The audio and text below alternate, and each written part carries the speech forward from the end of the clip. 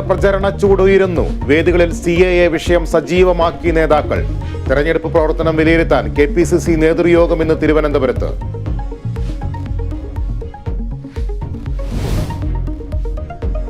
കടമെടുപ്പ് പരിധി വെട്ടിക്കുറച്ച കേന്ദ്ര തീരുമാനത്തിനെതിരായ കേരളത്തിന്റെ ഹർജി സുപ്രീം കോടതി ഇന്ന് പരിഗണിക്കും.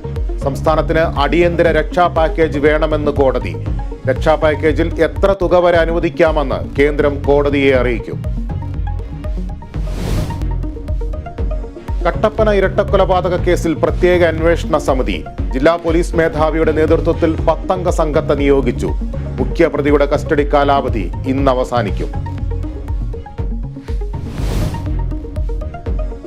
കേന്ദ്രത്തിന്റെ ഭാരത് റൈസിന് ബദലായി കെ റൈസ് എത്തി. കേരള സർക്കാരിന്റെ കെ റൈസ് വിൽപ്പന ഇന്നു മുതൽ.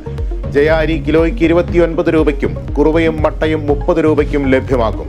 ഉദ്ഘാടനം മുഖ്യമന്ത്രി നിർവഹിക്കും.